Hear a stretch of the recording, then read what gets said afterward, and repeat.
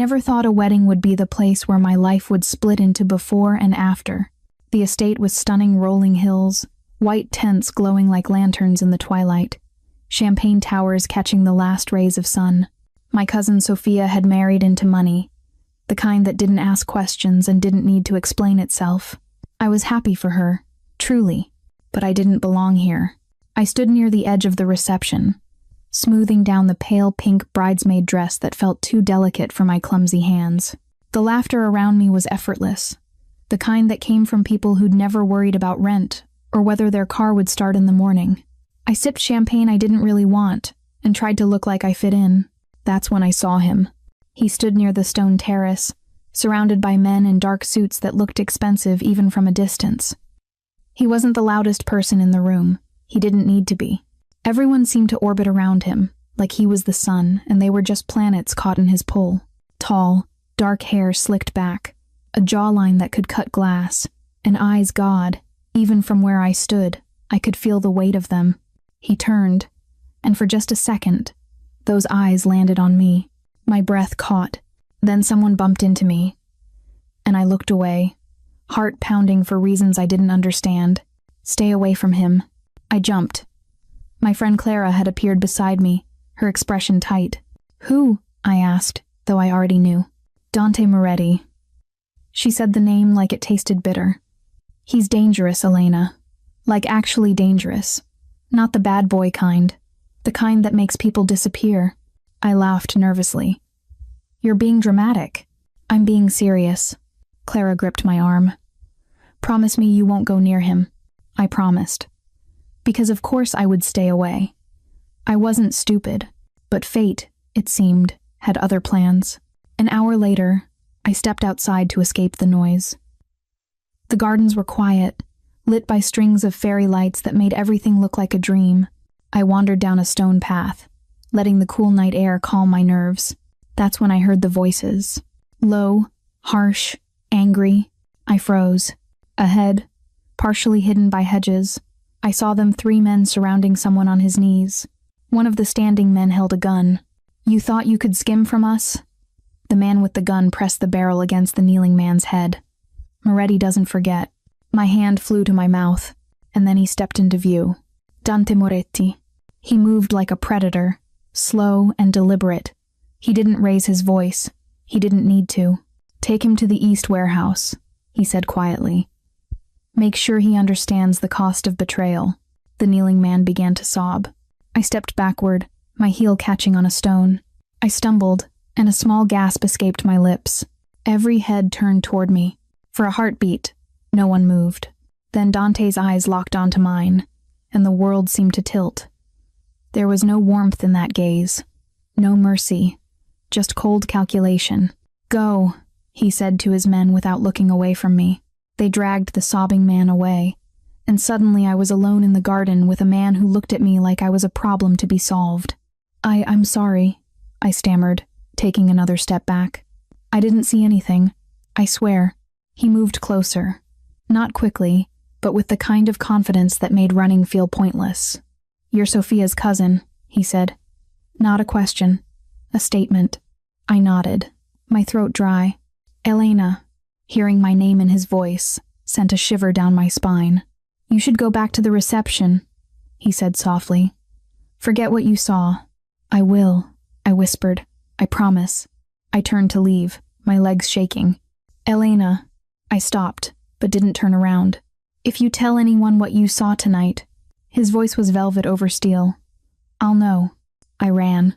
I made it back to the reception, my heart hammering so hard I thought it might burst. Clara found me immediately. What happened? You look like you've seen a ghost. Nothing. I lied, forcing a smile. Just needed air. She didn't look convinced, but before she could press, the music changed. A slow song. Couples drifted onto the dance floor.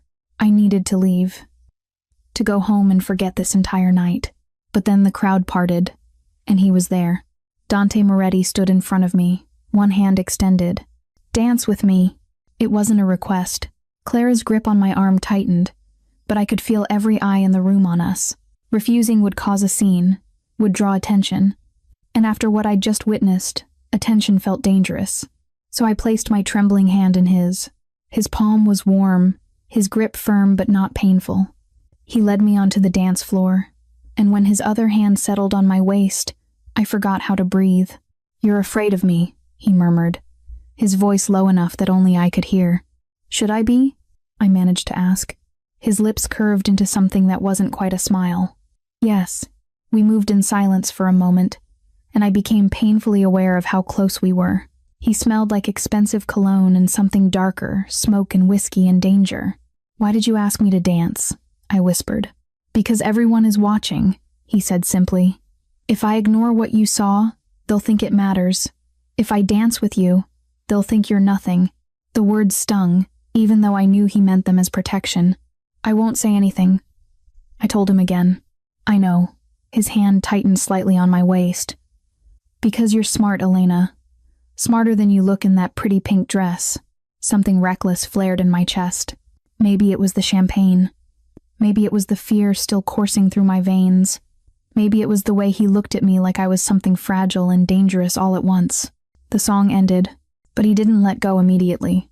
"Thank you for the dance," I said quietly, trying to pull away. His eyes darkened. "Be careful, Piccola.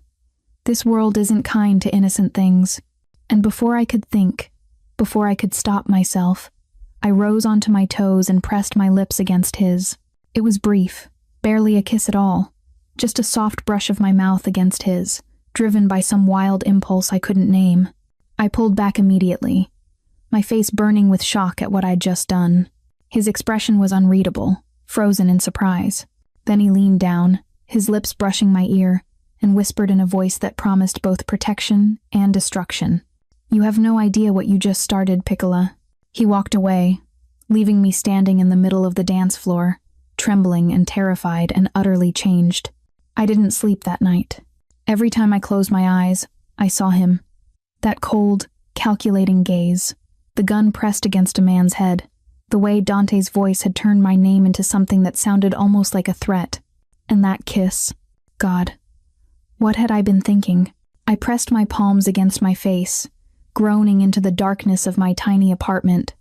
I'd kissed a Mafia boss, a man who made people disappear, a man who'd warned me to stay away, and I'd responded by throwing myself at him like some impulsive idiot. The memory of his lips firm, warm, shocked made my stomach flip. "You have no idea what you just started, Piccola." The words echoed in my mind, and I wasn't sure if they were a promise or a warning. Monday morning came too soon. I dragged myself to work at the small art gallery downtown, hoping the familiar routine would help me forget. I needed normal. I needed safe. But normal felt like a lie now. I was restocking prints in the back room when my boss, Margaret, poked her head in. "Elena, there's someone here to see you." I frowned. "Me? Are you sure?" She nodded, looking puzzled. "He asked for you by name. Very well-dressed." My heart stopped. I walked to the front of the gallery on unsteady legs. And there he was. Dante Moretti stood in the center of the small space, looking completely out of place among the watercolors and local landscapes. He wore a charcoal suit that probably cost more than my rent, his hands tucked casually in his pockets. When he saw me, something flickered in his expression. "Elena," he said smoothly, "I'd like to purchase a piece." Margaret practically vibrated with excitement. We didn't get many customers who looked like they had money to burn. "Of course," she gushed. "Elena can help you. She has wonderful taste." Then she disappeared into her office, leaving us alone. I approached him slowly, my pulse racing. "What are you doing here?" "I told you. I'm buying art." His tone was mild, but his eyes held mine with an intensity that made my knees weak. "Why?" "Because we need to talk." He glanced around the small gallery. "Somewhere private would be better, but this will do." "I haven't told anyone anything," I whispered urgently. I kept my promise. "I know." He stepped closer, and I caught that scent again, cologne and danger. "That's not why I'm here." "Then why?" His jaw tightened. "You shouldn't have kissed me, Elena." My face burned. "I know. I'm sorry. I don't know why I did that. It was seen," he interrupted quietly. By people who now think you matter to me. The words hit me like cold water. But I don't. You said I was nothing. That's why you danced with me, remember? Something dark flashed in his eyes. I lied. Before I could process that, he continued. There are people who would hurt you to hurt me. Do you understand? Fear bloomed in my chest. So what do? You stay close to me. His voice was firm. Until I can convince them you're not important. But won't that make it worse? If I'm seen with you again. It's already done, Piccola. He said the word like an endearment, and it made my heart stutter. The moment you kissed me in front of witnesses, you became part of this. I felt the walls closing in. I didn't ask for this. I know. His expression softened, just slightly. But that doesn't change reality. So what happens now? He pulled out his phone, typed something, then held it out to me. A number glowed on the screen. Save this. If anyone approaches you, anyone you don't know, you call me immediately. My hands shook as I took my phone from my pocket and entered the number. I don't understand, I whispered. Why do you care if something happens to me? He was quiet for a long moment. Then he reached out, his fingers brushing a strand of hair away from my face. The gesture was so gentle it stole my breath. Because innocent things shouldn't be destroyed, he said softly. Not because of me. Before I could respond, the bell above the gallery door chimed. An older couple walked in, and Dante immediately stepped back, his expression shifting into something cold and professional. I'll take that one, he said, pointing at random to a landscape painting. That's $4,000, I managed to say. He pulled out a credit card without blinking. Fine. After he left, I stood in the empty gallery, staring at the business card he'd tucked into the bag with his purchase. Dante Moretti, private investments. There was no other information. Just his name and a phone number. I should throw it away, block his number, forget this ever happened. Instead, I tucked the card into my pocket. That night, I was locking up the gallery when I noticed the car. Black, expensive, parked across the street with the engine running. My stomach dropped. I pulled out my phone with trembling fingers and called the number Dante had given me. He answered on the first ring. What's wrong? There's a car, I whispered. Across from the gallery. It's been sitting there for 10 minutes. Get back inside. Lock the door. I'm 5 minutes away. Don't. Do it. Now. The line went dead. I fumbled with my keys, my hands shaking so badly I almost dropped them. Finally, I got the door open and locked it behind me, backing away from the glass windows. The car didn't move. 4 minutes later, another car pulled up, sleek, black, and moving with purpose. Dante stepped out, and even from inside the gallery, I could see the tension in his body. He walked across the street toward the waiting car. The window rolled down. Words were exchanged. I couldn't hear them, but I saw Dante's posture controlled violence barely contained. Then he turned and walked toward the gallery. I unlocked the door with shaking hands. Who was that? I asked as he stepped inside. No one you need to worry about anymore. His eyes scanned me, checking for harm. Are you all right? I nodded, but it was a lie. I wasn't all right. I was terrified. Come on, he said gently. I'll take you home. I have my car. I'll have someone pick it up tomorrow. His tone left no room for argument. You're not driving alone tonight. His car was as expensive as I'd imagined, all leather and quiet power. He drove in silence, and I gave him directions to my apartment building with a voice that barely worked. When he pulled up outside, he turned to me. You're safe, he said. I've made sure of it. For how long? I whispered. His jaw tightened. As long as it takes. I should have gotten out. Should have thanked him and run inside and locked every door. Instead, I asked, why are you doing this? He stared at me for a long moment, something unreadable in his dark eyes. Because you kissed me, Piccola, he said quietly. And in my world, that means something. Then he reached across and opened my door. A clear dismissal. I climbed out on shaking legs and walked to my building without looking back. But I felt his eyes on me until I was safely inside. 3 days passed, and I didn't hear from Dante. I should have been relieved. Instead, I found myself checking my phone constantly, jumping every time the gallery door opened, searching for black cars on my street. Clara called twice, asking about the wedding, and I lied smoothly both times. Everything was fine. Nothing unusual happened. Yes, I danced with Dante Moretti, but it was just a dance. She didn't need to know the rest. On Thursday evening, as I was closing the gallery, my phone buzzed. Unknown number, dinner, 8 o'clock, address attached. My heart hammered. I knew without asking who it was. Me. Why? The response came immediately. Dante.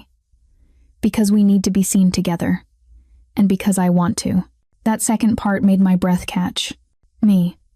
Is this required? Dante. Yes. Dante. Wear something nice. I stood in front of my closet, feeling helpless. My wardrobe consisted mostly of work clothes and comfortable home outfits. Nothing appropriate for wherever Dante Moretti took women for dinner. Finally, I settled on a simple black dress I'd bought for a gallery opening last year. It was modest, hitting just above my knees, with long sleeves and a high neckline. Safe.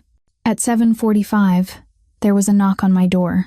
Not Dante, a driver, professional and polite, who led me to the same black car from before. The restaurant was the kind I'd only seen in magazines. Intimate lighting, tables spaced far apart for privacy, waiters who moved like ghosts. The hostess led me to a private corner, and there he was. Dante stood when I approached, and the simple courtesy of that gesture made my stomach flutter. He wore a dark blue suit, no tie, the top button of his shirt undone. He looked devastating. Elena. He pulled out my chair, and I sat, feeling like I was playing dress-up in someone else's life. This place is beautiful, I said quietly, looking anywhere but at him. I thought you'd like it. He sat across from me, and a waiter immediately appeared with wine. After the server left, silence settled between us. I traced the stem of my wine glass, searching for words. You said we needed to be seen together, I finally said. Who's watching?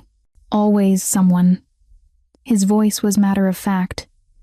That's how this world works. And what exactly are they supposed to think when they see us? His eyes met mine, and something in that gaze made heat rise to my cheeks. That you're under my protection, he said. That touching you would be a mistake. By having dinner? By you sitting across from me wearing that dress, looking at me like you're not sure if you should run. A slight smile touched his lips. Trust me, Piccola. The message is clear. I took a sip of wine to hide my flustered expression. I still don't understand why you're doing this. Don't you? The question was soft, almost dangerous. I did. Or at least, I thought I did. But I needed to hear him say it. You barely know me, I whispered. I know enough. He leaned back, studying me. I know you work at that gallery for barely enough money to cover rent. I know you take the bus when your car won't start. I know you have a degree in art history you're not using because the job market is impossible. My eyes widened. You had me investigated? Of course. No apology in his tone. I needed to understand who you were. And what did you find? Someone who doesn't belong in my world. His expression softened slightly. Someone good. The word hung between us. I'm not that good, I said, thinking of the kiss, of the reckless impulse that started all this. If I was, I wouldn't have. Kissed me? He finished, a hint of amusement in his voice. That was the first honest thing anyone's done to me in years. Honest? I nearly laughed. It was stupid. Maybe. He took a sip of his wine. But it was real. And in a room full of people wearing masks, that mattered. Dinner arrived, and we ate in a strange, charged silence. Every time his hand moved, I was aware of it. Every time his eyes lingered on me, my skin felt too warm. Tell me something true, he said suddenly. I blinked. What? Something real about you. Not the facts I already know. I hesitated, then said quietly, I'm scared.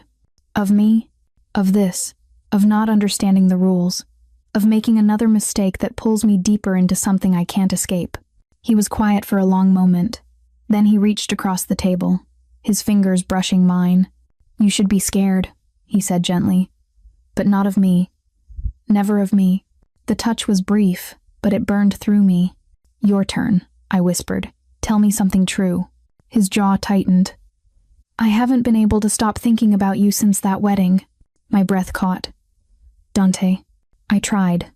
His voice was low, almost rough. I tried to convince myself you were just a complication, a problem to manage. But then I saw you in that gallery, looking at me like I was a monster, and all I wanted was to prove I could be something else.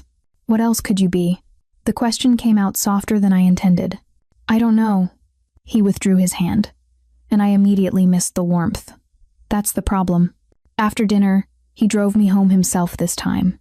The car felt smaller, more intimate, with just the two of us in the darkness. Thank you, I said as we pulled up outside my building. For dinner, for everything. Don't thank me yet. His hands tightened on the steering wheel. This isn't over. When will it be? When I'm sure you're safe. He turned to look at me, and the intensity in his gaze stole my breath. Or when you tell me to stop. And if I don't? The words slipped out before I could stop them. Something dangerous flickered in his eyes. Then we both find out what happens next. I should have said goodnight. Should have gotten out of the car and walked away from this man who'd already turned my life upside down. Instead, I heard myself ask, "Do you want to come up?" His expression shifted surprise, heat, control warring in his features. Elena. My name was a warning. You don't know what you're asking. Maybe I don't, I admitted. But I'm asking anyway. For a long moment, he just looked at me. Then he shook his head slowly. Not tonight, Piccola. Disappointment and relief flooded through me in equal measure. Why not? Because when I come to your apartment, he said quietly, it won't be because you're confused and scared and looking for something solid to hold on to. It'll be because you know exactly what you want, and you're ready for it. My face burned. That's not... Yes, it is. He reached out, his fingers tracing my jaw with devastating gentleness. And there's nothing wrong with it, but I won't take advantage of it. What if I want you to? The whisper came out before I could stop it. His eyes darkened, and for a second, I saw his control waver. Don't say things like that unless you mean them, he said roughly. I do mean them, I breathed. He leaned closer, and my heart hammered so hard I was sure he could hear it. His lips brushed my ear, sending shivers down my spine. Then prove it, he whispered. Choose to see me again when you're not scared, when you're thinking clearly, when you know that getting closer to me means stepping into the dark. He pulled back, and I sat there trembling, my whole body aching with confusion and want. Good night, Elena. I climbed out of the car on unsteady legs and walked to my building. This time, I looked back. He was still there, watching, making sure I got inside safely, and I realized with startling clarity that I wasn't running from Dante Moretti anymore. I was falling toward him. The flowers arrived at the gallery the next morning, not roses too obvious. Instead, white peonies, elegant and understated, arranged in a simple crystal vase. The card tucked inside read only, D. Margaret practically swooned. Secret admirer? Something like that, I murmured, touching the soft petals. My phone buzzed. Dante, do you like them? Me, they're beautiful. You didn't have to. Dante, I wanted to. Lunch today? I hesitated, my finger hovering over the keyboard. Last night's conversation echoed in my mind. Choose to see me again when you're not scared. Was I scared? Yes. But I was also drawn to him in a way that felt inevitable, like gravity. Me. Where? Dante. I'll pick you up at noon. He arrived exactly on time, dressed more casually today, dark jeans, a black shirt, leather jacket. He looked dangerous and beautiful, and every female customer in the gallery tracked him with hungry eyes. Ready? He asked, ignoring everyone else. I grabbed my coat and followed him outside to where a different car waited, still expensive, but less conspicuous. A deep navy sedan instead of the black town car. Where are we going? I asked as he pulled into traffic. Somewhere we can talk without being overheard. That should have worried me. Instead, anticipation coiled in my stomach. We drove out of the city, into the hills where houses became estates, and privacy was measured in acres. Finally, he turned down a long driveway lined with olive trees. The house at the end was stunning modern architecture with floor-to-ceiling windows, all clean lines and quiet elegance. Is this yours? I asked as he parked. One of my properties. I come here when I need to think. He led me inside, and I was struck by how different it felt from what I expected. No dark leather or heavy furniture. Instead, there was light, so much light streaming through those massive windows. Minimalist decor in whites and grays, with touches of warmth in the wood floors and the art on the walls. "It's beautiful," I said honestly. "I'm glad you like it." He moved to the open kitchen. "Are you hungry?" "You're cooking." A slight smile. "Don't look so surprised. I'm quite capable." I watched, fascinated, as he pulled ingredients from the refrigerator: fresh pasta, tomatoes, basil, garlic.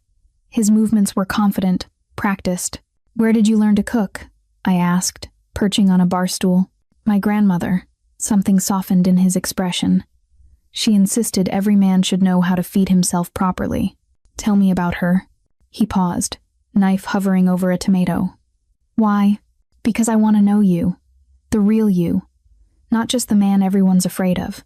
He was quiet for a long moment, then began cutting. "She raised me after my parents died. Taught me everything that matters: loyalty, respect, the difference between power and cruelty." "Did she know about—" I trailed off, not sure how to phrase it. "My work?" He nodded. "She knew. Didn't approve of all of it, but she understood. In our world, you don't get to choose your inheritance. Do you ever wish you could?" His eyes met mine, and something raw flickered there. Every day, the admission hung in the air between us. We ate on the terrace overlooking the valley, the pasta simple and perfect. The conversation flowed easier than I expected. Art, books, the small moments that make up a life. He asked about my family, and I told him about my parents, both gone now. About growing up working class and dreaming of galleries in New York. "Why didn't you go?" he asked. "To New York?" "Money, timing, fear." I shrugged. "All the usual reasons dreams stay dreams. What if I could make it happen?" I looked up sharply. "What?" "I have connections, galleries, collectors. I could open doors for you." "No." The word came out more forcefully than I intended. "I don't want that." His brow furrowed. "Why not?" "Because I need to know that anything I accomplish is mine. Not because of who I know or who I'm—" I faltered. "Who you're what?" His voice was soft, dangerous. "I don't even know what we are," I admitted. He set down his fork, his full attention on me. "What do you want us to be?" The question stole my breath. "I don't know if I get a choice." "You always have a choice, Elena." "Do I?" I met his gaze. "You said I was already part of this because I kissed you. That I needed your protection. That doesn't sound like a choice." "You're right." He stood, moving to the edge of the terrace, his back to me. "You're part of this, whether you want to be or not. But what happens next, that's your choice." I joined him at the railing, the valley stretching out before us. "What are my options?" "I can keep you safe from a distance. Make sure no one touches you, but we maintain separation. You go back to your life, and I stay in mine." His jaw tightened. "Or you let me in. You accept that this, whatever this is between us, is real, and we figure out what that means together. And if I choose the second option?" He turned to face me, and the intensity in his eyes made my knees weak. "Then you accept all of me. Not just the man standing here cooking pasta, but the man who runs an empire built on fear and blood. The man who makes decisions that keep you up at night. The man who will protect you with violence if necessary." "You're trying to scare me away," I whispered. "I'm trying to be honest." He reached out, his fingers tracing my cheek. "Because once you're truly mine, Piccola, I won't let you go." The words should have terrified me. Instead, they ignited something deep in my chest. "I'm not running," I said quietly. "You should be. Maybe." I stepped closer, drawn by that invisible thread that seemed to connect us. But I'm not. His control wavered. I saw it in the way his hand tightened in my hair, in the way his breath caught. "Elena." My name was a warning and a plea. "Kiss me," I whispered. "If I start, I won't want to stop." "Then don't stop." For a heartbeat, we stood frozen. Then his mouth was on mine, and the world fell away. This wasn't like the brief, impulsive kiss at the wedding. This was slow, deliberate, devastating. His lips moved against mine with a control that made me tremble. One hand cradling my face while the other pulled me closer. I melted into him, my hands fisting in his shirt, and a small sound escaped my throat. He pulled back immediately, breathing hard. We should slow down. I don't want to slow down, I breathed. Elena. He rested his forehead against mine. You're killing me. Good, I whispered, surprising myself with the boldness. He laughed, a rough, beautiful sound. Then he kissed me again, softer this time, like he was memorizing the shape of my mouth. When we finally pulled apart, I was trembling. Stay here tonight, he said quietly. My heart hammered. Danta, in the guest room, he clarified quickly. I don't want you to leave yet. The vulnerability in that admission broke something open in my chest. Okay, I whispered. He showed me to a room as beautiful as the rest of the house, all whites and soft grays, with a view of the valley. He left me with a t-shirt to sleep in, and a promise that he was just down the hall if I needed anything. But sleep wouldn't come. I lay in the unfamiliar bed, my mind racing. Every kiss, every touch, every word replayed on an endless loop. Around midnight, I gave up. I padded downstairs in his t-shirt and my bare feet, looking for water. I found him on the terrace, a glass of whiskey in his hand, staring out at the dark valley. Can't sleep, he asked without turning around. Too much thinking. I joined him at the railing. You? Same. We stood in comfortable silence for a moment. Do you regret it? I finally asked, kissing me. He turned to face me, and even in the darkness, I could see the heat in his eyes. No, he said roughly. I regret that I can't do it again right now. Why can't you?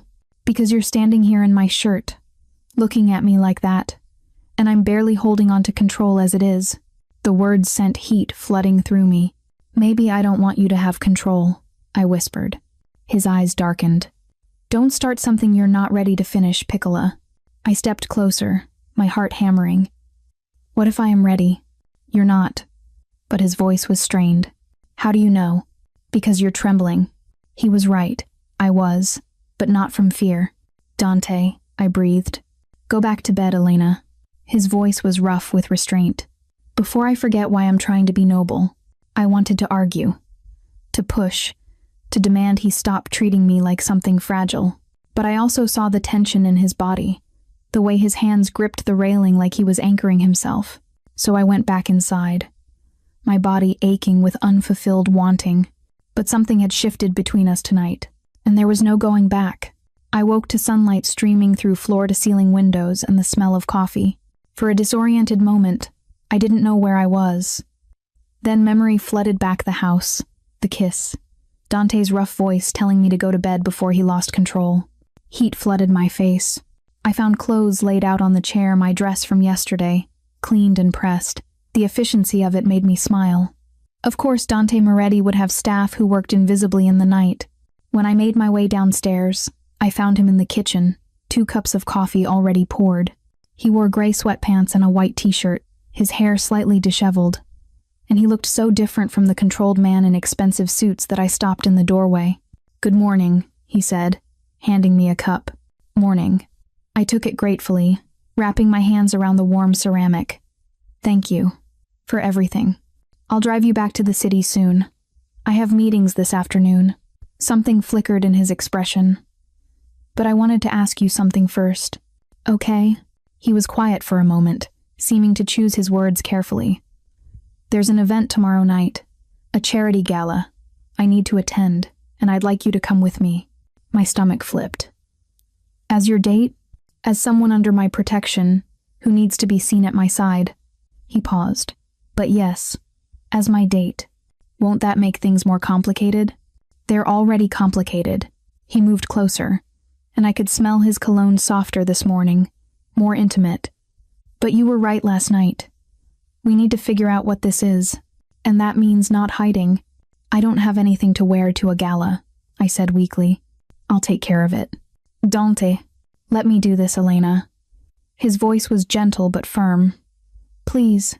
I should have argued, should have insisted on maintaining some independence. But the truth was, I wanted to go, wanted to be seen on his arm, wanted to step further into his world. Okay, I whispered. Something warm flickered in his eyes. Okay, The dress arrived at my apartment that afternoon via courier, a deep emerald green that shimmered when it moved, elegant and sophisticated without being revealing. It fit perfectly, which should have surprised me but didn't. Of course he'd known my size. Clara called just as I was trying it on. "Okay, what the hell is going on?" she demanded. "I saw you with Dante Moretti at Luca's last night. Elena, that place costs more per meal than you make in a week."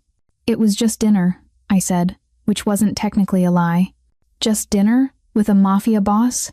Do you hear yourself?" "He's not." I stopped. Because he was, and lying to my best friend was starting to feel wrong. "Clara, I can't explain right now, but I'm okay, I promise. Are you safe?" "Yes." "Are you sure? Because if he's threatening you or forcing you—" "He's not," I interrupted firmly. "I promise. This is complicated, but it's my choice." She was quiet for a long moment. "You're falling for him." It wasn't a question. "I don't know," I whispered, but that was a lie too. The gala was held at a historic hotel downtown, all marble columns and crystal chandeliers. I felt like I'd stepped into a different century as Dante led me through the entrance, his hand resting possessively on the small of my back. Every eye in the room tracked us. "They're staring," I murmured. "Let them." His voice was calm. "You look beautiful." The compliment sent warmth through me, even as anxiety twisted in my stomach. These weren't ordinary people. I recognized faces from the news, politicians, business leaders, people with the kind of power that shaped cities. And somewhere in this room, I knew, were people like Dante. People who built empires in the shadows. He introduced me to countless people, and I smiled and shook hands and tried to remember names. Most were polite, their curiosity carefully hidden behind practiced smiles. But I felt the calculation in their eyes, the questions they didn't ask. Who was I? Why was I here? What did I mean to Dante Moretti? I wished I knew the answers myself. 2 hours in, Dante was pulled into a conversation with several older men in expensive suits. Their body language was tense, their voices low. "Stay here," he murmured to me. "I'll be right back." He walked away, and I was left standing alone near the bar, feeling exposed. "So you're the one." I turned to find a woman watching me, beautiful, perfectly dressed, with cold eyes. "I'm sorry?" I said. The girl who caught Dante's attention. She smiled, but it didn't reach her eyes. "I'm Isabella, an old friend." The way she said friend made it clear she meant something else. "Elena," I said quietly. "I know." She moved closer, her voice dropping. "Let me give you some advice, Elena. Men like Dante don't do relationships. They do possessions. And when they're bored, they discard them." The words stung, even though I tried not to let it show. "I don't think that's any of your business," I said, keeping my voice steady. "Maybe not." She took a sip of champagne. "But don't say I didn't warn you. This world eats girls like you alive." She walked away, leaving me feeling shaken. "Don't listen to her." I jumped. Dante had appeared at my side, his expression dark. "How much did you hear?" I asked. "Enough." His jaw was tight. "Isabella is bitter because I ended things with her 2 years ago. She doesn't speak for me." "Is it true?" I whispered. "That you collect possessions and discard them?" He turned to face me fully, his eyes intense. "You're not a possession, Elena. And I don't plan on discarding you." "Then what am I?" "I'm still figuring that out." His hand found mine, fingers interlacing. "But you're not nothing. You're not temporary. And you're sure as hell not like anyone who came before." The words eased something in my chest. "Dance with me," he said quietly.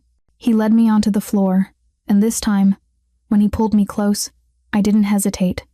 I let myself sink into him, my head resting against his chest, his heartbeat steady beneath my ear. "I'm sorry," he murmured. "For her, for all of this. It's not your fault." "Isn't it?" His arms tightened around me. "I brought you into this world, knowing it would be hard, knowing people would judge you. I made my choice," I said quietly. "I'm still making it." He pulled back just enough to look at me, and the vulnerability in his expression took my breath away. "Why?" he asked roughly. "Why choose this? Choose me?" Because you're the first person in a long time who makes me feel like I'm more than just surviving. The truth spilled out before I could stop it. Because when I'm with you, I feel awake. Alive. Even when I'm scared. His hand came up to cup my face, his thumb tracing my cheek. You undo me, Piccola. Every wall I've built, you just walk right through. Is that bad? I don't know yet. He leaned down, his forehead resting against mine. But I know I don't want to stop.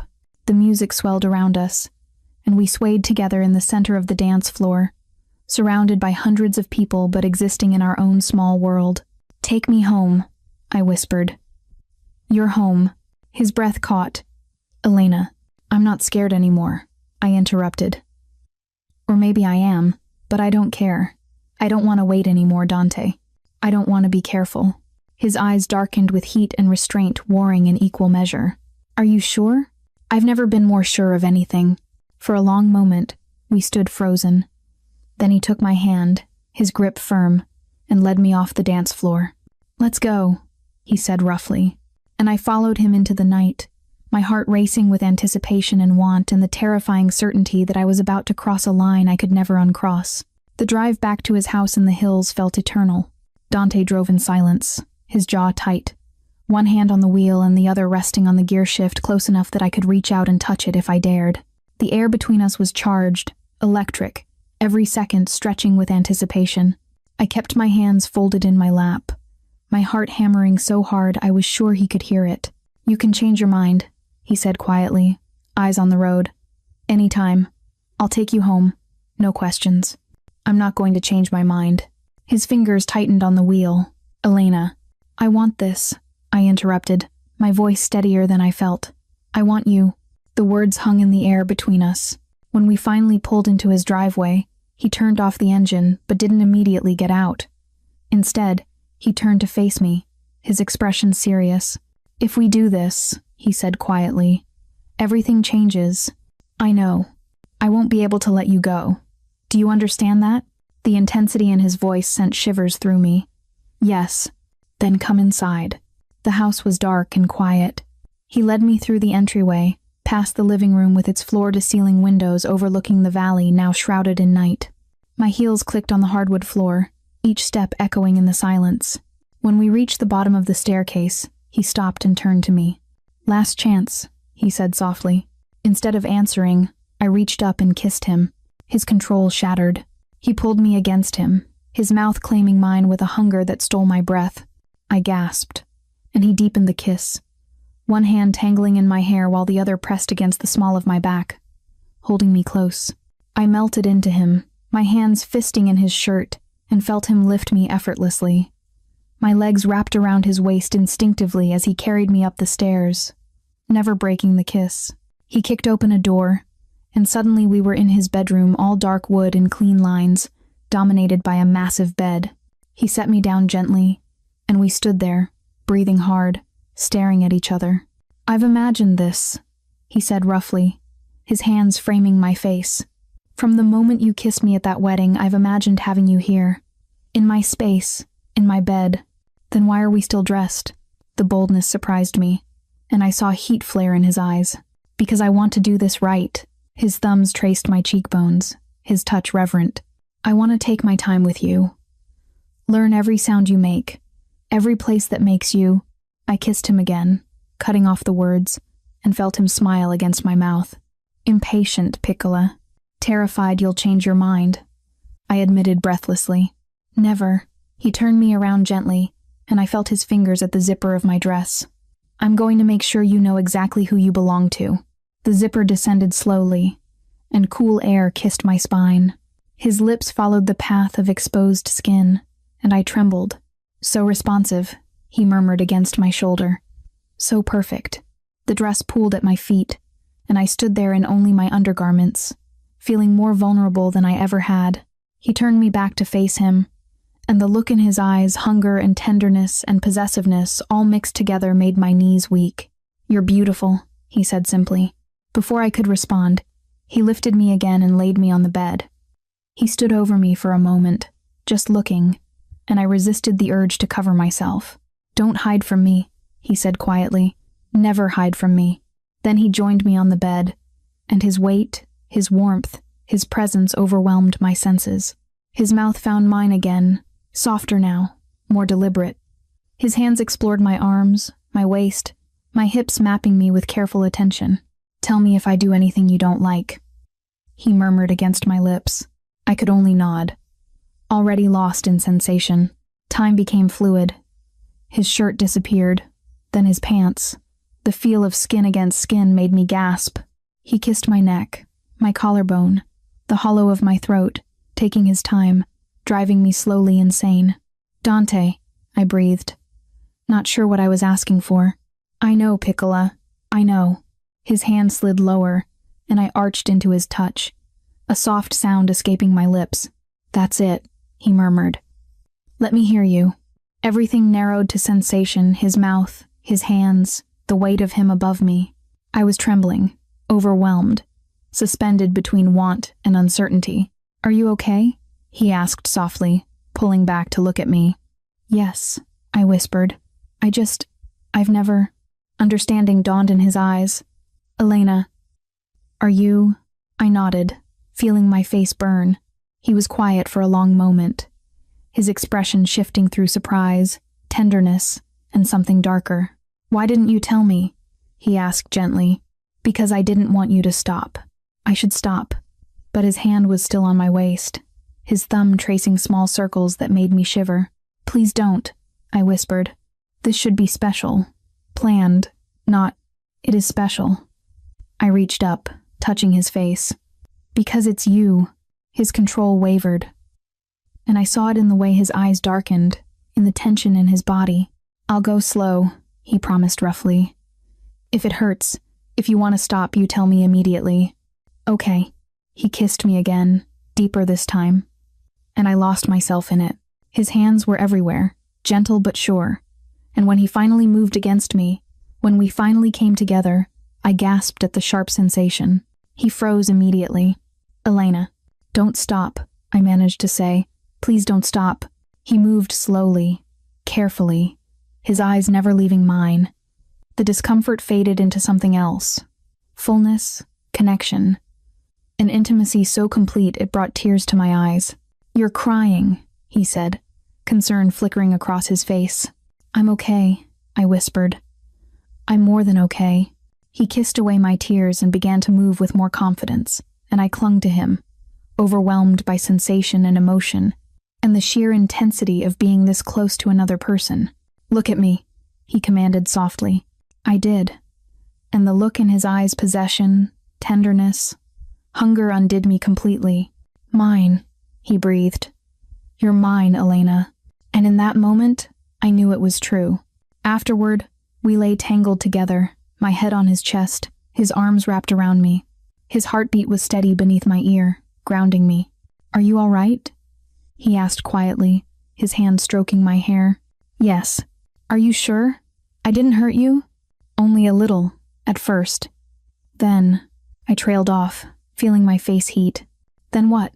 There was a hint of amusement in his voice. "Then it was perfect." His arms tightened around me. "You're remarkable, you know that?" "Why?" "Because you just gave me something infinitely precious, and you're lying here asking if I'm okay." I tilted my head to look up at him. "Are you?" "Okay, I mean." His expression was complex, satisfied, possessive, but also something softer. "I've never been better." I snuggled closer, feeling safe and warm and completely content. "What happens now?" I asked quietly. "Now you sleep, and tomorrow we figure out the rest. Promise you'll still be here when I wake up?" "Elena," he tilted my face up to his. "I'm not going anywhere. And neither are you. Not anymore." It should have sounded possessive, controlling. Instead, it sounded like a promise. I closed my eyes, letting exhaustion pull me under, secure in his arms. For the first time since that night at the wedding, I felt like maybe, just maybe, choosing Dante Moretti wasn't the most dangerous thing I'd ever done. It was the rightest. I woke to sunlight and the smell of coffee again. But this time, when I stretched, I felt the pleasant ache in my body that reminded me of everything that had happened. Dante was standing by the window, wearing only sleep pants, looking out at the valley. When he heard me stir, He turned, and the smile that crossed his face was genuine and warm. "Good morning," he said. "Morning." I sat up, clutching the sheet to my chest. "You're awake early." "Couldn't sleep." He moved to the bed, sitting on the edge. "Too busy watching you." "That's not creepy at all," I teased, and he laughed. "Maybe a little." He reached out, tucking a strand of hair behind my ear. "How are you feeling?" "Happy," I admitted. "A little sore, but happy." His expression softened. "I'm glad." "What about you?" "Terrified," he said honestly.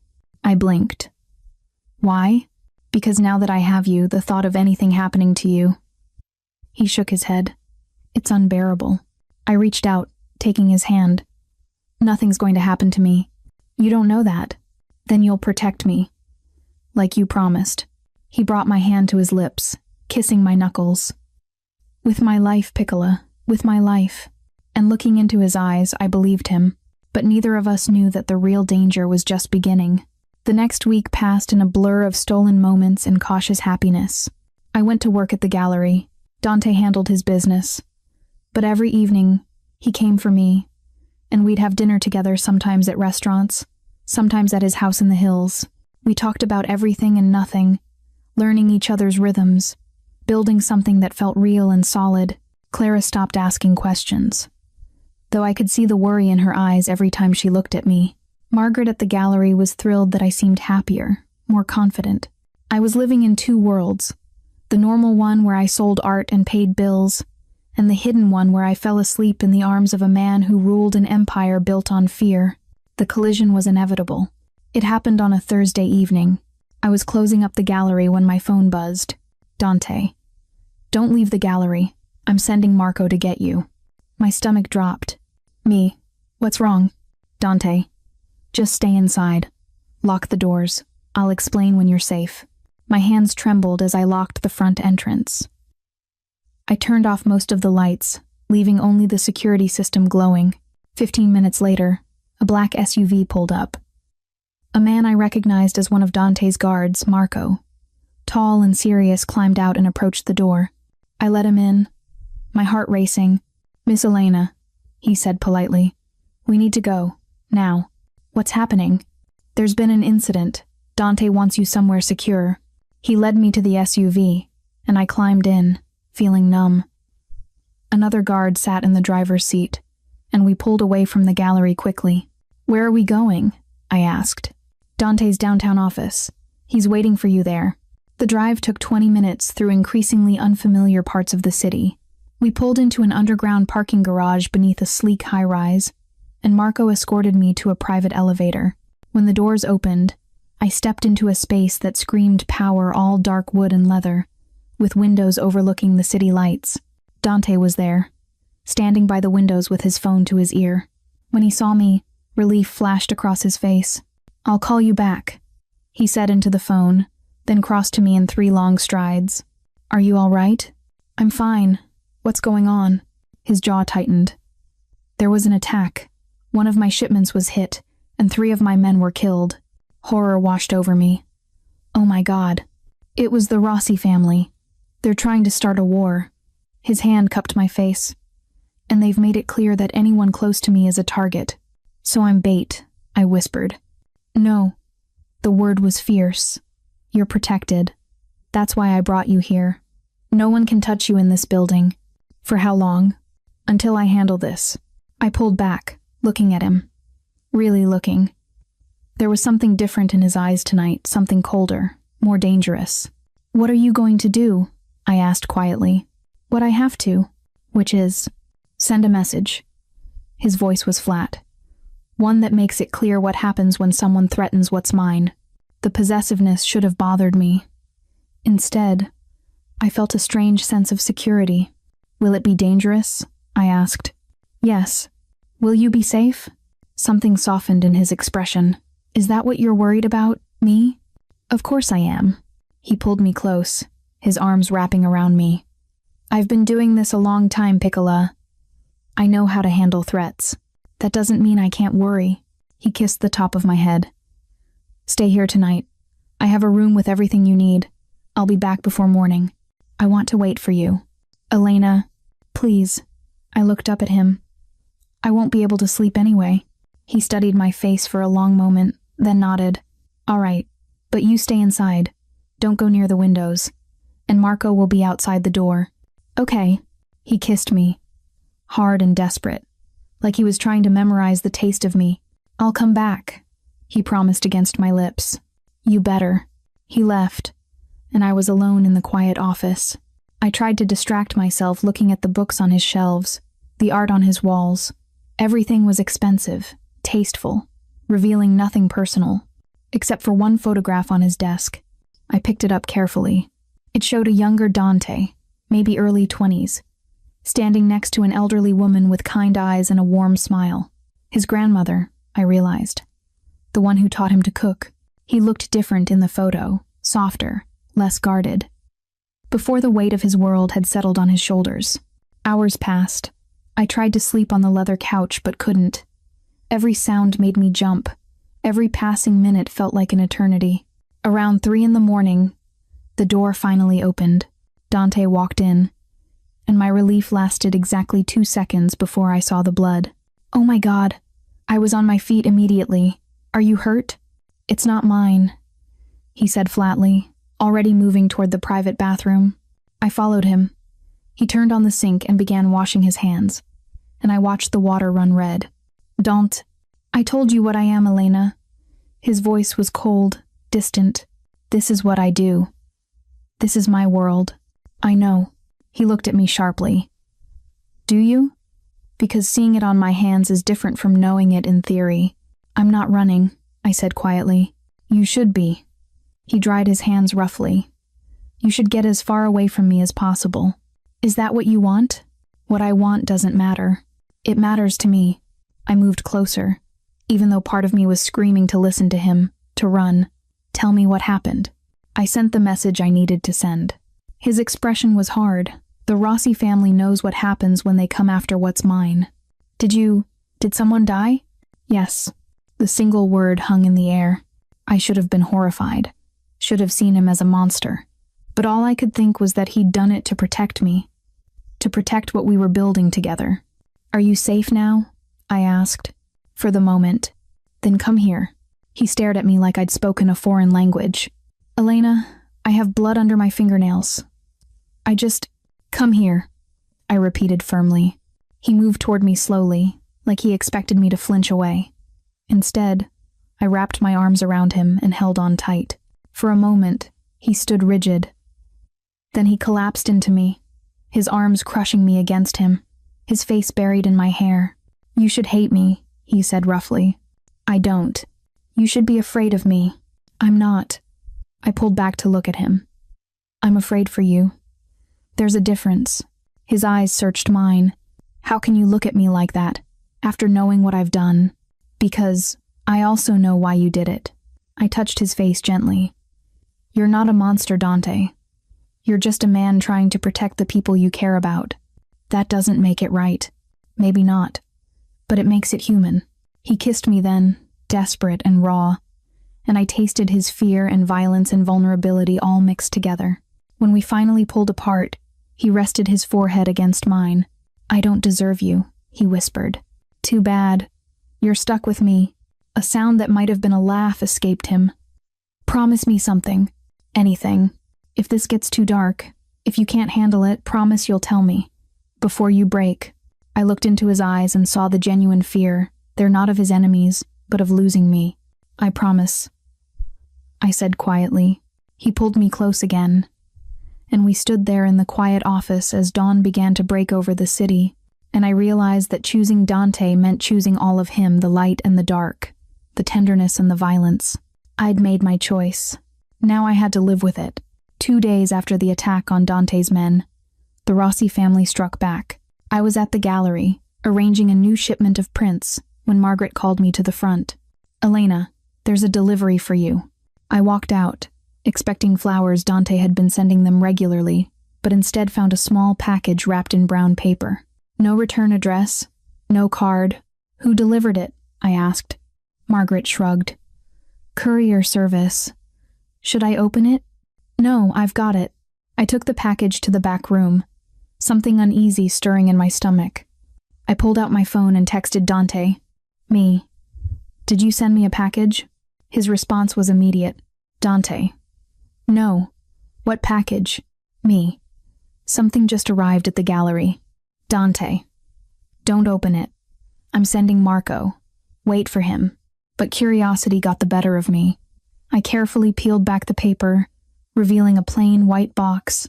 Inside was a photograph of me, walking to my car yesterday after work, alone, vulnerable, and written on the back in red ink. You're easier to touch than you think. My hands started shaking. The gallery door chimed, and I looked up to see Marco striding in, his expression grim. Miss Elena, we need to go. Now. They know where I work, I whispered, showing him the photo. They were watching me. His jaw tightened. Come with me. Dante's waiting. We drove to the house in the hills, where I found Dante pacing like a caged animal. The moment he saw me, he crossed the room and pulled me into his arms. Let me see it, he said roughly. I handed him the photograph, and I watched his expression shift from concern to cold fury. Rossi, he said flatly. This is his style. Threats before action. What do we do? You do nothing. He set the photo down carefully. You stay here. I'm putting guards on you 24/7. I can't hide forever, Dante. You can until this is resolved. And how long will that take? As long as it takes. His voice was steel. I won't risk you, Elena. I can't. I saw the fear beneath his anger, the genuine terror of something happening to me. Okay, I said quietly. I'll stay. Relief flashed across his face. I need to meet with some people. Figure out how to end this without starting a full war. Will you be all right here? Yes. He kissed me, hard and possessive. Marco will be right outside. Don't leave this house. I won't. I promise. He left. And I was alone with my thoughts and 2 guards stationed at the doors. Hours passed. I tried to read, to watch television, to do anything but think about the photograph and what it meant. They'd been watching me, followed me, could have hurt me at any moment. The thought made my skin crawl. Around sunset, my phone rang. Unknown number. I should have ignored it. But something made me answer. Hello? Elena. The voice was male, smooth, unfamiliar. We haven't been properly introduced. I'm Luca Rossi. My blood turned to ice. How did you get this number? I have resources. Just like your Dante. He chuckled. Did you like my gift? What do you want? To give you a message for your lover.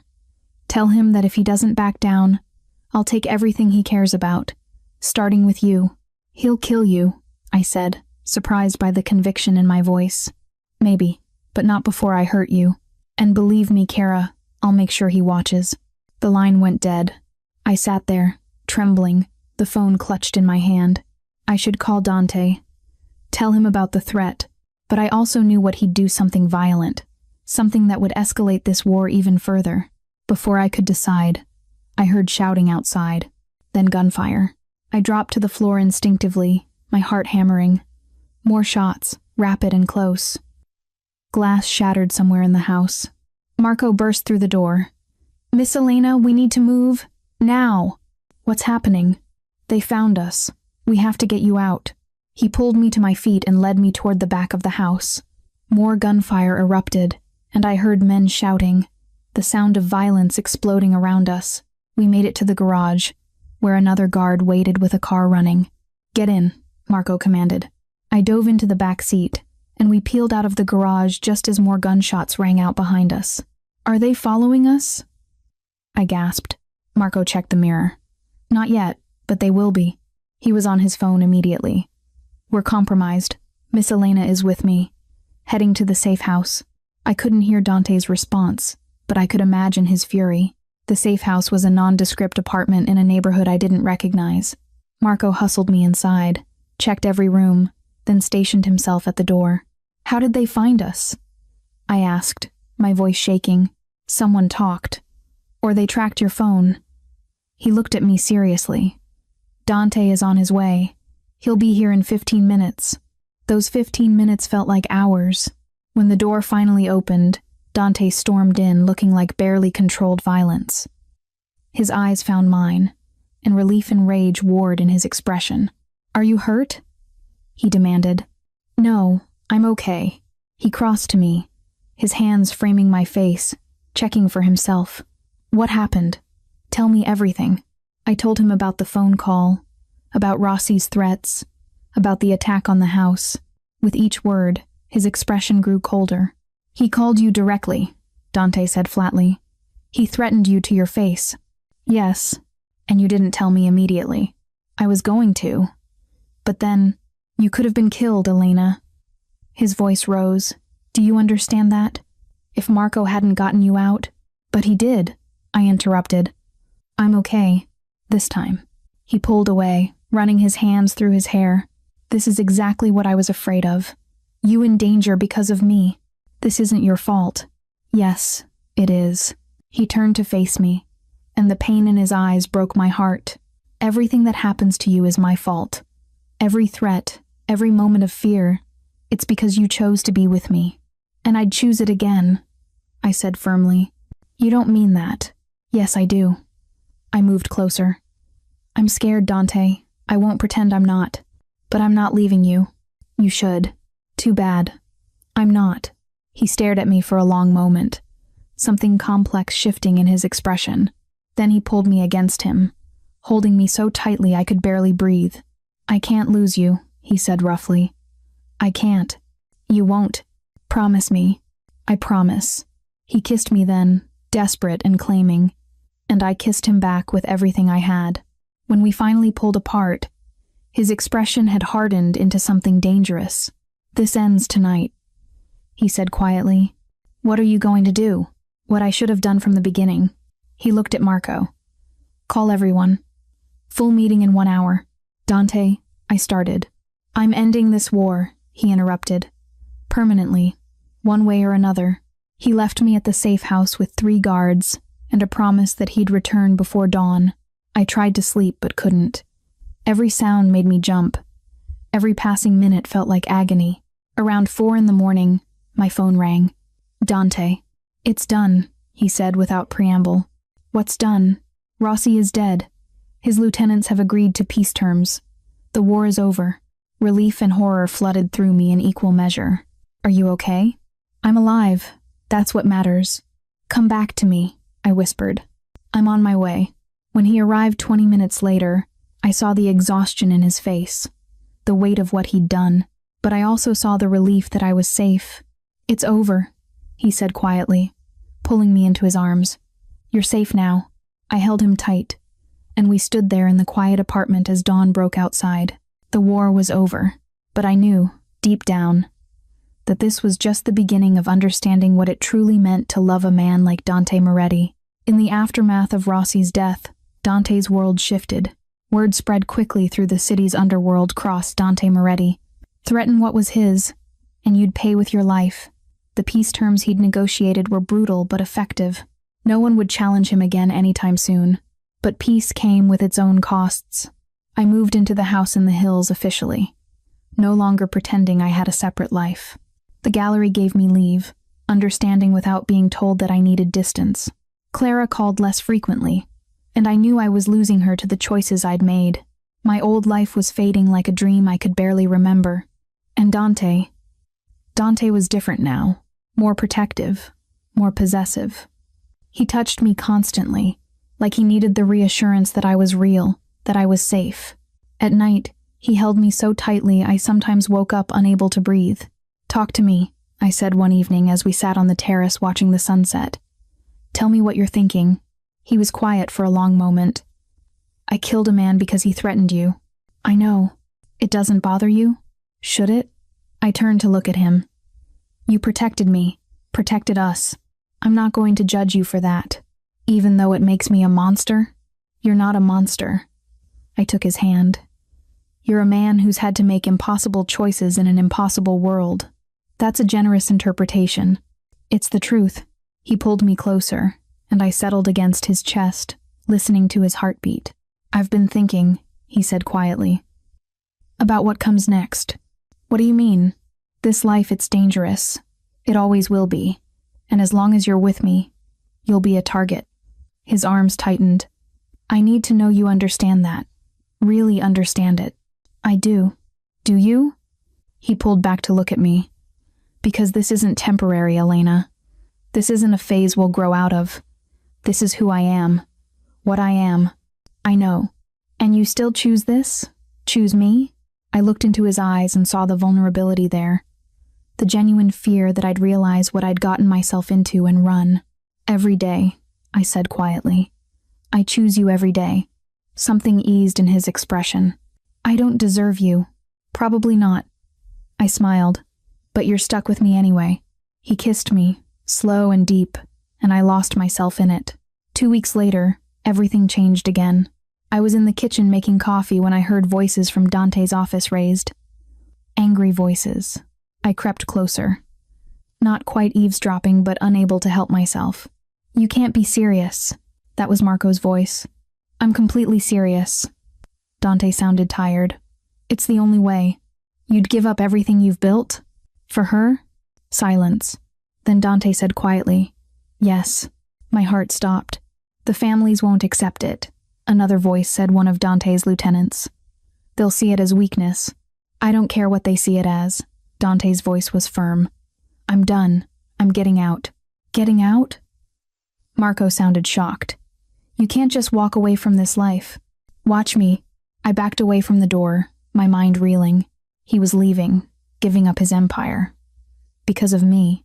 That night, I confronted him. I heard you today, I said quietly. Talking to Marco. He went still. How much did you hear? Enough to know you're planning to give everything up. I moved closer. Why? Because I want a life with you. His voice was steady. A real life. Not one where you're constantly afraid. Where I'm always looking over my shoulder. Dante, you can't do that for me. I'm not doing it just for you. I'm doing it for us. He took my hands. I've spent my entire life in this world. And for what? Power? Money? None of it means anything if I lose you in the process. Tears pricked my eyes. What about everything you've built? I'll hand it over to Marco. He's capable, loyal. The transition will be clean. And you'll just walk away? We'll disappear. Start over somewhere new. Build something that's ours alone. The offer was tempting, seductive even. A normal life with Dante, away from the violence and danger. But I also saw what it would cost him everything he'd worked for, everyone he was responsible for. I can't let you do that, I said quietly. His expression shifted. What? I can't let you give up who you are for me. It's too much. Elena, you think I don't see it? The way you come alive when you're handling business, making decisions, protecting your people? I touched his face. That's part of who you are. And I fell in love with all of you, not just the parts that fit into a normal life. You deserve normal, he said roughly.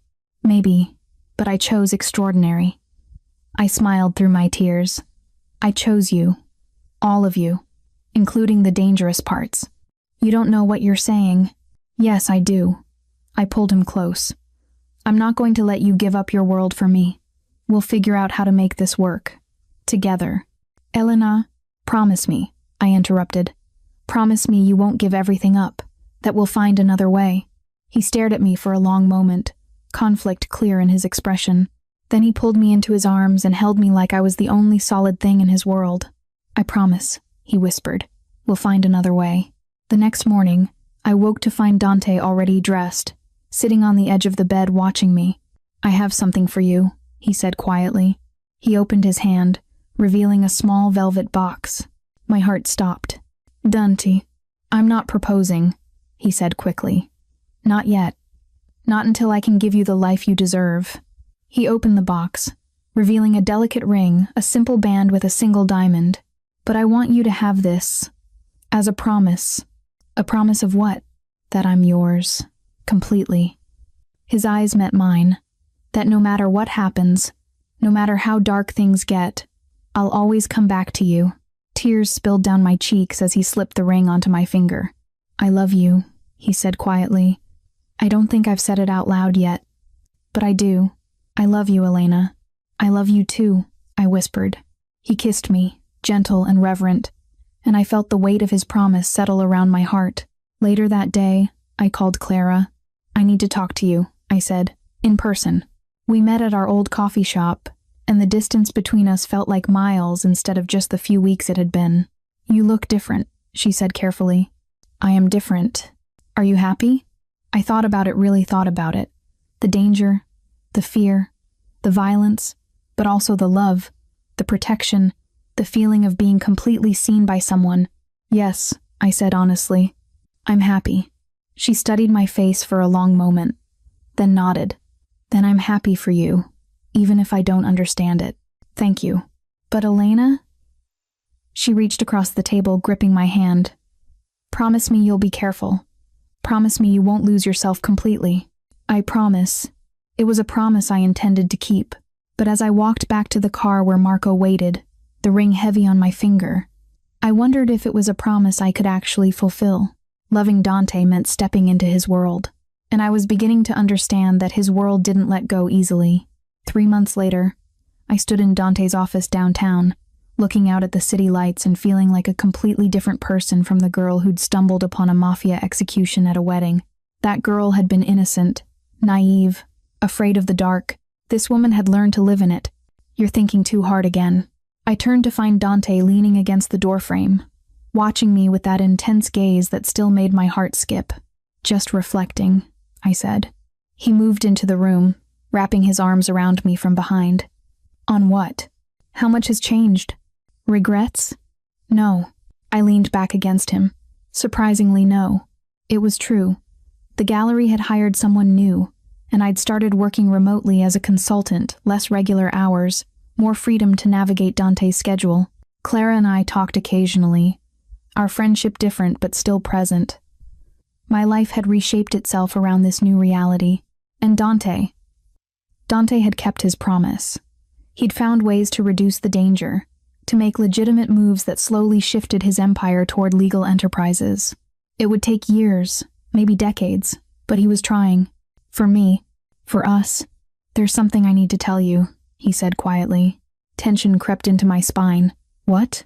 I had a meeting today. With federal investigators. My blood ran cold. What? They've been building a case.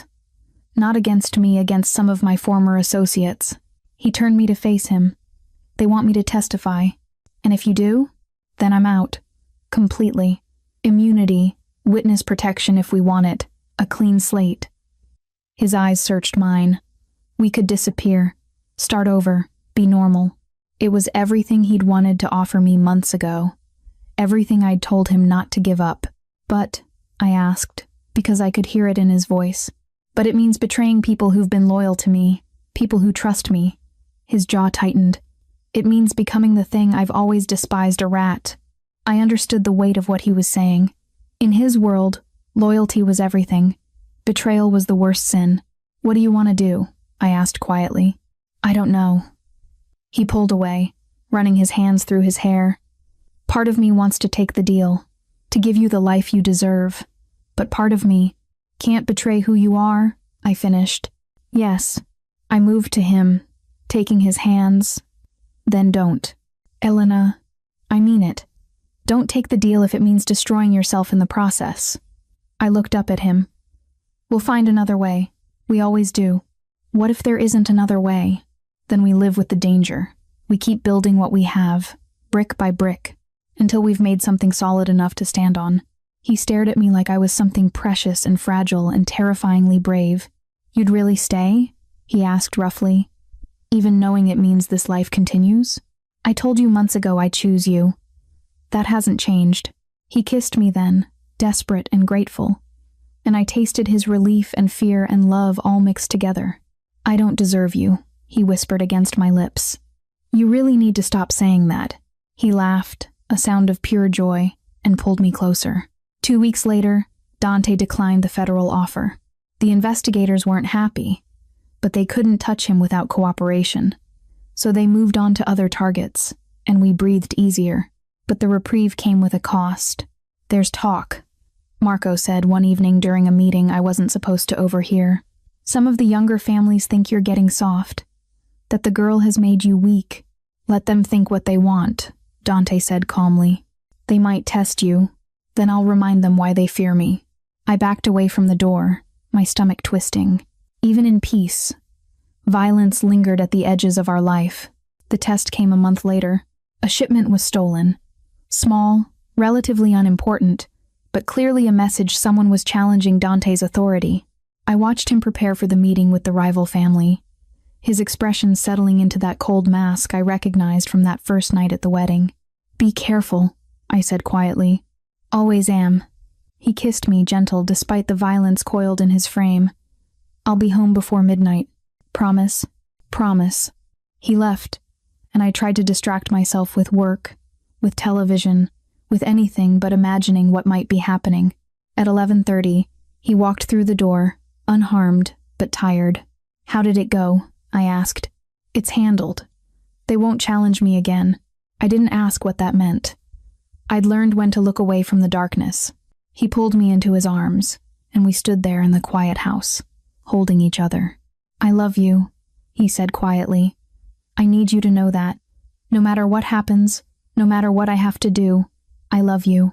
"I know." I looked up at him. "And I love you. All of you. Avon the monster." "You're not a monster," I said firmly. "You're just a man trying to protect what's his." He kissed me, and I let him pull me toward the bedroom. Let him show me with his body what words couldn't express. Afterward, as we lay tangled together, he said quietly, "Marry me." I blinked, turning to look at him. "What?" "Not now. Not until things are truly stable. But someday." His fingers traced patterns on my skin. "Marry me, Elena. Make this permanent." Tears pricked my eyes. "Are you sure?" "I've never been more sure of anything." "Yes," I whispered. "Someday, yes." He pulled me closer, and I fell asleep to the sound of his heartbeat, the ring on my finger catching the moonlight. 6 months later, life had settled into something resembling normalcy. I'd started teaching art history part-time at a community college. Dante had successfully shifted more of his business into legitimate channels. We had dinner parties with Marco and some of Dante's more civilized associates. We talked about the future, maybe a real wedding, maybe children someday. But the shadow never fully lifted. I saw it in the way Dante still checked his surroundings constantly, in the way Marco and the guards never fully relaxed, in the occasional hushed phone call that made Dante's expression go cold. This was our life, beautiful and dangerous, loving and violent, normal and completely extraordinary all at once. "Do you ever miss your old life?" Dante asked one evening as we watched the sunset from the terrace. "Sometimes," I admitted. "The simplicity of it, the safety. Would you go back if you could?" I really thought about the girl I'd been before that wedding. Smaller, safer, less alive. "No," I said honestly. "I wouldn't change anything." He pulled me close, pressing a kiss to my temple. "Even knowing what it cost you?" "Especially knowing what it cost me." I looked up at him. "Because it brought me you." Epilogue. 1 year after the wedding that changed everything, I stood in front of a mirror in a different dress, white this time, elegant and simple. Clara stood beside me, adjusting my veil. We'd rebuilt our friendship slowly, carefully, finding new ground to stand on. "You look beautiful," she said quietly. "I'm terrified," I admitted. "Of marrying him? Of how much I want this." She smiled. "That's how you know it's real." Downstairs, I knew Dante was waiting. In a small, private ceremony with only our closest people, we'd make permanent what had been inevitable from that first kiss. I touched the ring on my finger, the promise he'd given me months ago, soon to be joined by a wedding band. "Ready?" Clara asked. I took a breath, thinking of everything that had brought me here. The danger, the fear, the violence, but also the love, the protection, the feeling of being completely, devastatingly seen. "Yes," I said, "I'm ready." And I walked downstairs to marry the man who'd changed everything, who'd taught me that love didn't have to be safe, to be real, that sometimes the most beautiful things were born in darkness, and that choosing to stay, even when it was hard, even when it was dangerous, was the bravest thing I'd ever done.